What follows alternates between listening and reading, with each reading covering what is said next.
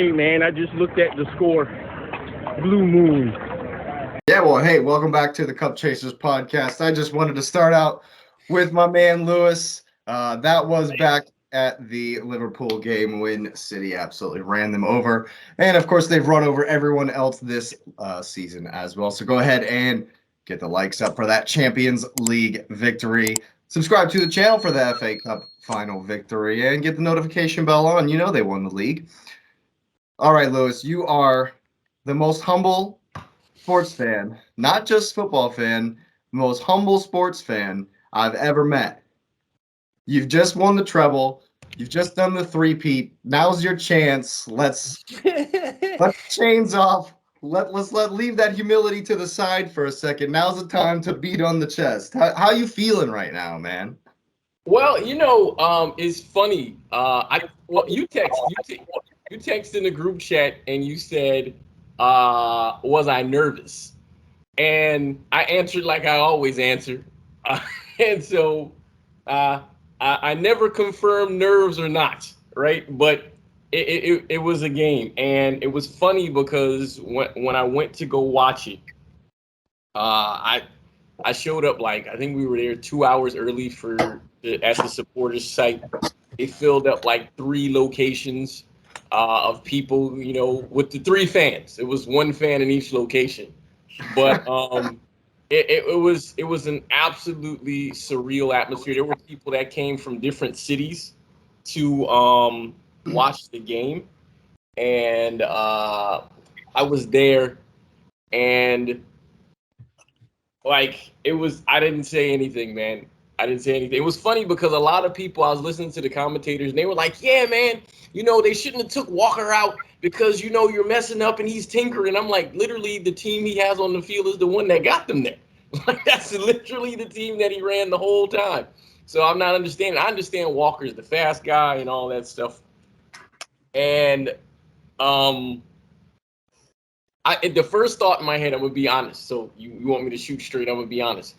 When they won, I said, you know what? I don't care about anything else in the future. They could have 397,000 charges. They could get relegated to league -0, and it would not matter at all. It wouldn't even matter. It would be, you can't take it away. And the thing that's so cool about it, the three-peat of the league, absolutely amazing. Winning the FA Cup against United, delicious. But to win the Champions League final and play poorly, because they played poorly, to win the Champions League final and to play poorly, and for that to be coupled with all the other stuff.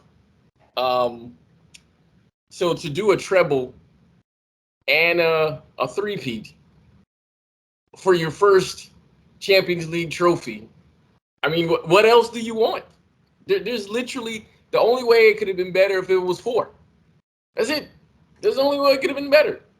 But I think you have to win the Club World Cup though, because Well, yeah, I know people were talking about going for 6 because what is this? The Club World Cup. They will. Look, you have to beat Sevilla in the Europa Super Cup or whatever it is, right, Super and Cup. then you're entered into the Club World Cup.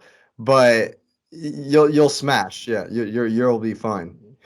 We could. But we still have to. To go for 6, the 6th one. Well, I guess that would be 5. Number 4 would be 2 more trophies up for it. Would be the Community Shield. Community Shield would be 5. The Super Cup would be 4 would be 4 would be the Community Shield, 5 would be the Super Cup, and then 6 would be the Club Super World Cup. Club World Cup, which is in December. And so if they can pull off 6, at that point, what do you want? Because the funny thing is, we talked about it. What are going to be the new reasons to have excuses or hate? And I've seen them. They've been very, very intriguing. You only have 1. Okay. Okay. Or you don't have any history. Okay. Or let me interject there, and as an official member of the History FC Club, welcome, because we are in City's history. We're living in their history right now. So welcome to the History FC. Yeah, I mean, but I guess people fail to realize like this didn't start yesterday. You know, it was 2008. It was a very interesting fact that this was the second game that the Sheik and his oil money was at a game. It was the first game and this one. The last one. Yeah. Imagine showing up, right? And it's Yeah. funny because people's like, what kind of sucky owner is that to only show up for 2 games? And people are like, you do know he's the vice president of a country, right? Like Right. he's a dignitary. You can't just show up to regular stuff. It's Secret Service, obviously in their country's form, that he can't just be showing up to stuff. And it's like, why didn't he go down on the field on a trophy so he could be in an open space to get shot at? What are you talking about? Like, but you know, it was fun. I love seeing the comparison between the United Treble team and the City Treble team. They're legendary. Everybody on that United team, well, not everybody, but you know, the vast majority of them are legendary. And much credit to them. I mean, the I think game we could is, do our own ranking of Treble winners in a different video. yeah. I thought that was interesting. I don't know if I would rank City like at the top, or I look at it and I'm saying I'm not a prisoner of the moment, right? And because of that, I recognize the history and the greats of the game. I'm not taking anything away from Alex Ferguson and Sir Alex Ferguson or Beckham and the boys, or what Jose did in Italy, or the Bayern boys, or the two Barcelona teams. Like, I'm not taking anything away from them. City has their own history. City has never tried to be like anyone else. They were trying to create their own legacy. That was the purpose. And so when people say they don't have history, City could fall off the planet right now. You can't take the last 10 years away. You can't. And so if this can they? Hang on, can they? Because the No. last 8 are under investigation. but you can't you can't take memories away. Like, those things happened. Just like when people talk about when they do in American sports, when they make people vacate titles or give back trophies, those moments happened. Like, you can't take that from the fabric of history. Does it not tarnish that for you though? Like, if they come out in the FA, if then the FA comes out and says all of this, you know, I know most of the charges are City blocking investigation. Like, I know most of them are that. But if it comes out and y'all cook books and y'all faked your way, or, you know, bought your way through this by submitting fake financial stuff, as much hell as we give Barcelona, does that not tarnish it? I'll tell you why it doesn't. First of all, did they do that this year? Because we're talking about this season, right? And if I'm talking about all this, led up to this, though. It's all led up to this. I hear That's you. been brought in.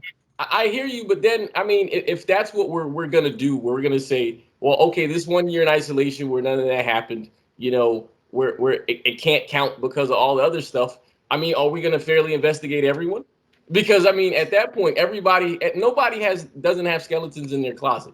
I mean, we've already seen that there's generally for the last 5 years that they just don't like City, and it's fine. Maybe they did stuff, and I'm not saying they're innocent, because no club is innocent. If we sit here and pretend like any club is innocent, then that's garbage. I mean, you guys are Chelsea supporters, and I would never throw salt on Chelsea, but we know Chelsea's not clean. No, we already got punished. We admitted to ours and got punished for it, though. Yeah, we've been punished multiple times. We didn't withhold the FA from saying, like, no, we didn't do anything wrong. We were like, yeah, what are you going to do about it? And they're like, hold yeah, on a second. okay, we're going We also got in trouble with UEFA too. But here's the thing: if we talk about that, you said you admitted to it. You admit to what you got caught. There's a difference in that. So we're not going to pretend like this thing is just rich people do dirty things to make money. And if we pretend like that, and if we're above that, for example, when people talk about, well, you the old United Club, the old Liverpool, so you're telling me they didn't cook books back then? Or are you telling me this cooking books is a brand new thing now? It started in 2008. FFP wasn't very but it was solid back then as it is now. But now we're gonna say, well, because they weren't so stringent, it's not such a big deal. And I'm not picking on you, but I'm just saying, if we're gonna nitpick that way, then we make sure we do it for everyone. And my thing about it is that, you know, I mean, how many we know Barcelona got cooked stuff. They're still cooking stuff. And see, difference with Barcelona and City. They're still doing it right now. Yeah, they don't care. and not one title was taken away. And this was during Messi's period. So we gonna take Messi stuff away now? Tell me we gonna take Messi stuff away. They protect. I mean, obviously, it tarnishes the Messi legacy for me. Will it? Like that's why Messi's not the GOAT for me. Barcelona bought and paid to protect him and build his legacy. They bought. And Real Madrid didn't. They haven't been caught yet. And that's the point. So I love the question because he didn't get caught. Here's if I was a City fan, GOAT because Real Madrid didn't get caught. Right. Yeah. I mean, if you're a bad criminal, you get punished for being a bad criminal. Yeah. It makes no sense. So it's guilty. It's innocent until proven guilty, right? Like, and if we know City did something, the FA obviously knows, and they know Juventus did something. One player better than another. I'm saying it helped him build that legacy. That 2012 or that 08, 09 against us two, we're the most. We got the short end of that stick. Chelsea and Arsenal did twice, each of us twice with cooking refs. So I know of a semifinal where we got completely tarnished out of it. I know of a final that Arsenal got completely tarnished out of one. What I'm saying is it tarnishes the legacy for me because then it's not true. It's just like this World Cup with all the scrutiny that's coming after and because of it. It just lessens it for me because, yes, everyone does wrong. It's when you get caught, when it's blasted all over the media and you have to pay a fine. Like Juventus. Juventus isn't that great of a club, and all the accomplishments they've accomplished over the last 10 years is tarnished because they literally got 15 points back. They took them away. They got 15 points back. No one really knows what they did. We know they did something, and it's still under investigation. And they still won the league like 14 seasons in a row or something. But that's what I'm saying, though. It hurts that. It hurts that. I guess, man. That's still an incredible achievement. Well, I will say this. If I were a City fan, and first off, congratulations. Yeah, absolutely. I'm just playing devil's advocate here. I love it. Right. Absolutely. Congratulations. But if I were a City fan, my concern would be that Newcastle is starting to do kind of the same things that City did to kind of build up. Like I saw the other day, Newcastle's new shirt sponsor is something part of the group that owns Newcastle, and they're going to pay $30 million a year to sponsor on the shirt. So things like that. So what I would be concerned as a City fan is with that looming, with other clubs coming in and saying, "Oh, we're going to do this, we're going to do that." Well, City did it. Why can't we do it? So I would be concerned that they're going to make an example of you. That said, you can't take away the euphoric moments that you had winning. Those moments will be with you for the rest of your life. I still remember, I'd only been a Chelsea fan for about 3 years, and I still remember how euphoric I was when Drogba scored it past, oh God, what's his name? Neuer? Neuer, yeah. I still remember that moment. And it kind of keeps me happy in the down times with Chelsea. Here's a question for you, Lewis. What was the feeling for you when when he sank it past late in the game, gets the rebound, hits the Frankie Lampard shot on the run up? What was that feeling like for you, man? Man, and it's funny. I have it recorded. I didn't record anything, so I have my own team, right? But it was funny because I normally stand the entire game, and I didn't stand for the first half. I'm like, I'm gonna relax. I'm not gonna be tight. The whole second half, I was standing up. The whole second half, I was standing up, and so it was funny because they had shots. Yeah. And so I saw the move, and Bernardo ran in, and I'm like, all right, that's it right there. And then, hey, man, credit to Inter's keeper. He was standing on his freaking head, man. Onana. And man. I told y'all about him. So he makes the save, and you see the rebound come out, and there's no one. And you're like, yo, who's there? Who's trailing? Out of nowhere. Rodri come, and I'm like, he got that. There was zero question when he made that run, because he doesn't sky those. Like there's a reel of him doing that exact shot. And so when they showed the angle, I was like, my God. and he the, knew the fact that he knew everyone was going to shift that way, I was like, That oh. was an incredible goal. Like I know it seems very like simplistic, but if you really do look, that's a very small window. I mean, he did it around someone's body by like that much, or that ball gets deflected and it goes Yeah, out. he barely missed. So Ducey? No. Which he hit leads- that thing perfectly. Which leads to my question, and like, how important is Rodri the most important player in the team? It's hard to put a metric on best because I'm just all about Kevin De Bruyne when it comes to Well, that Here's conversation. what I'll use a statistic. Rodri played 56 games. 56. 56 games.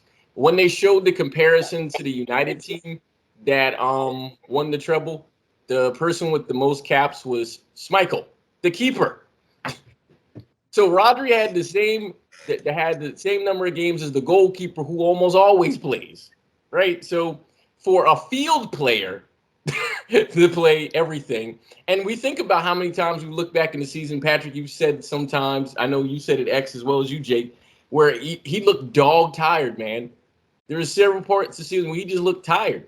And so if you say, is he the most important? I'll say this.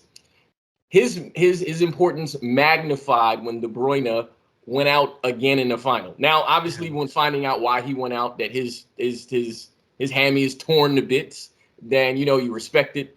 But he's lit. The system that Guardiola has doesn't work without him there. The system can work with De Bruyne out. You just find Alvarez or Foden. The system behind him works because you can stick in a Kanji or Stones. But if you don't have him in the center of the park, none of it works. Yeah, and we know that because when we tried to play Phillips, didn't work. Yeah, didn't work. And for me, Rodri, even before this, but this like solidifies any doubt that there may have been by far the best six, maybe even in the world. Definitely in the Premier League. I can't even think of any names that maybe Kimmich is up there with him as well, but yeah, he's good. He's good. Rodri. Casemiro. We have to say I'm sorry. Rodri is so consistent. That's the thing. He can be dog tired, like you say, and you're still getting 6, 7 out of 10. Yeah. Every game, no matter how tired he is. But that's a huge flag too. I mean, going to kind of continue to trend with Patrick mentioning the flag and X mentioning the flag. I mean, Phillips really has to step up because if there's no cover there, season's done. If he gets injured, and you see all these guys. He's the Conte of your midfield, yeah. Yeah, all these guys are getting called up to the national team. Like, it's funny, they showed the list, and they had Jack Grealish. There was like the England players getting called up, and they said, Jack Grealish, you mean, like, is he sober to actually play football? No. He's still partying. What are you talking about? He was the star of all the parties, of all the TikToks, of all the videos. He was the star of. It was great. I love the one about him saying he's a turkey. It's glorious. Yeah, I'm a turkey. I'm a turkey. And they had to take the microphone from him, like, be quiet, man. Stop. You need to stop. My favorite is when he's rolling through the airport and he's got 2 Heinekens in his hand and his bag and his boombox, and he's just dogged. And he's just walking down the aisle. Yeah, no, he was living it up, man. But that's what you're supposed to do, man. He worked hard. He had a really good season. Yeah. He had a breakout season, I would say. Like, played better than he did in his first 2. Kind of kept into his role. He produced this year, which he has everything to feel good about in winning this Champions League. Absolutely. So, yeah, I'd be the same. I thought his interesting. I think it was after the game, before he went crazy partying.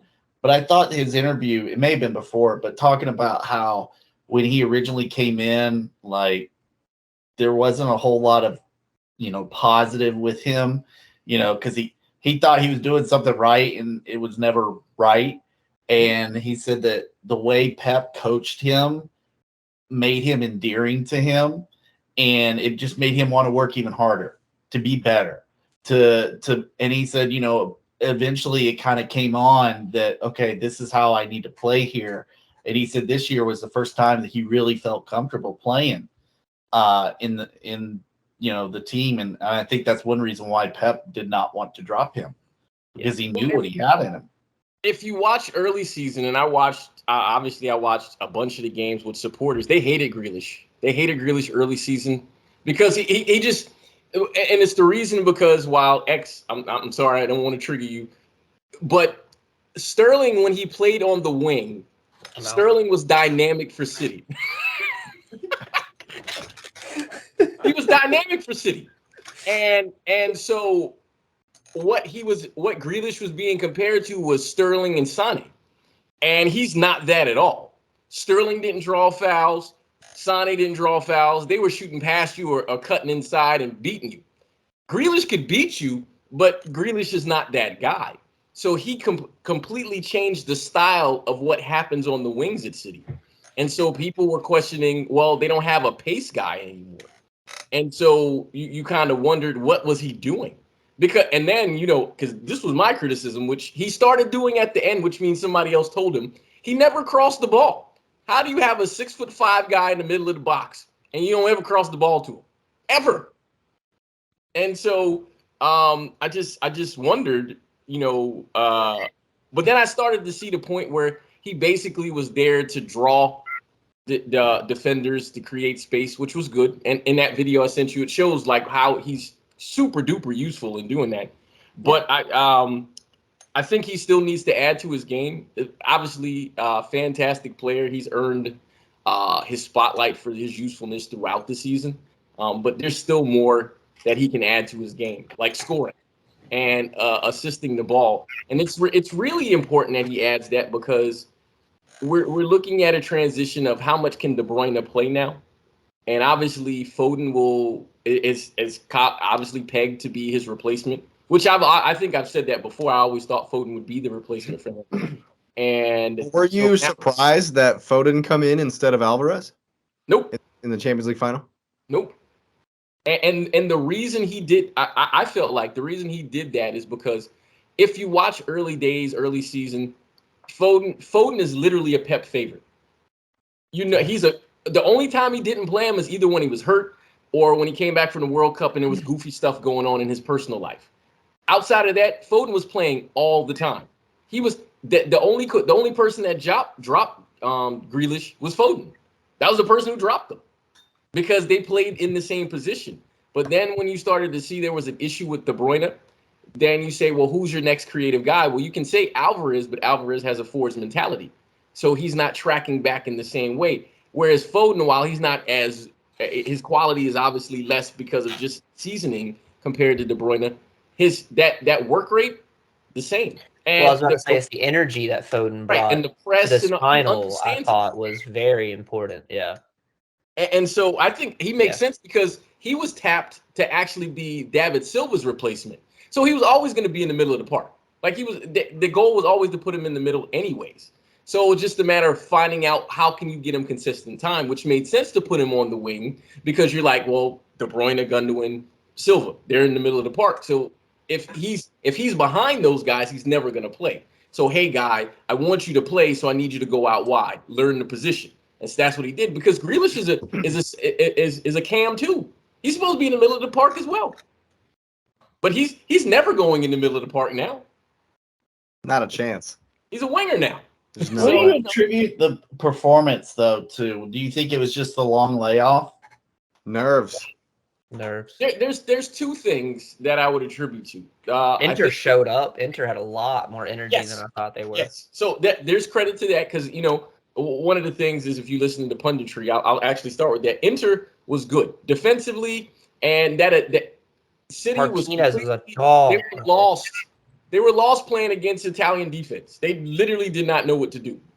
They didn't know what to do, and they were good defensively. Inter was very good. So that's first. Second is, and we all talked about this, and it's not like a jab to bring an open wound, but we really needed the league title to go to the end. But because the league title didn't go to the end, it broke rhythm, because there was no need to play those guys. So it wasn't necessarily the layoff as much as the rhythm, because at that point, then if you're a player in the team, why are you playing those guys if there's no need to play them? And so you're like, hey, well, let me get these other guys time because I want to make sure my locker room is good. These other guys know they're going to play in other games. If they were still going in until game 38, then Pep had a legitimate reason for not rotating. But in this case, he had to rotate because otherwise you lose your locker room. Because one of the questions that I heard commentators say early in the thing was, they said, well, is Ederson going to be good? Who he was. Yeah. But is Ederson going to be good because he hadn't played two consecutive games? Yes. And he's like, keepers get their rhythm from that, which is true. And so people like, well, they were worried, is Ederson going to be good? Because, everyone was trying to cast the juju of negativity on City, which is fine. I don't care. We won. But it's Ederson on his head, man. Because, and I mean, it really, the last, 10 minutes was all him.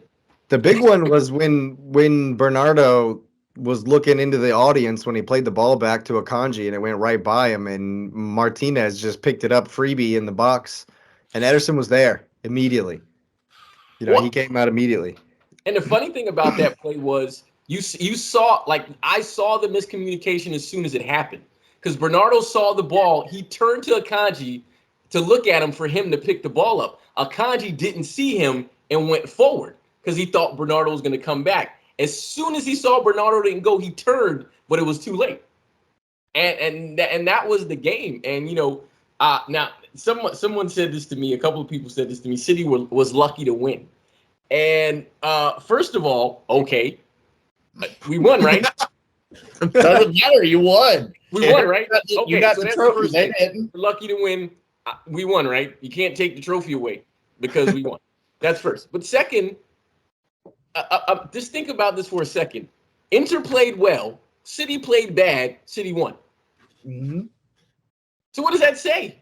That tells you everything you need to know. That's not luck. The best team won. So, I mean, I'll let the logic be there because, again, the goal is to marginalize the victory now. You don't have more than one. Yeah. Oh, well, and then the thing is, that's all they really have because they can't say you didn't play anybody because they played three. They played the hardest route. They played everybody. They played the hardest route. And they had to play the three most historically storied franchises in the Champions League to get the there. hardest route. Right. Like they had to run through those teams. Dortmund. No, was Dortmund? No, it was Sevilla first. No, you didn't play Dortmund. Leipzig. But they had to play a bunch of teams that won Champions Leagues. So Bayern and Real It was Bayern and Real and Inter. All have history. Yeah. I mean, in a row. It wasn't a break. In a row. And so you can say, oh, well, but they're still not as good. Okay, fine. That's okay.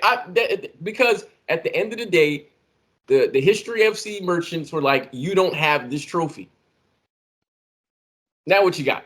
That's what it is. So that's why I said, you'll never go invincible. You'll never go invincible. Well, I mean, I agree. That's super, super hard. But I think X makes a really good point about like just tarnishing it. I agree for the purist, and I would consider X to be a purist. For the purist, the Barcelona, the Messi thing with Barcelona, the Juventus thing, it does affect the purist.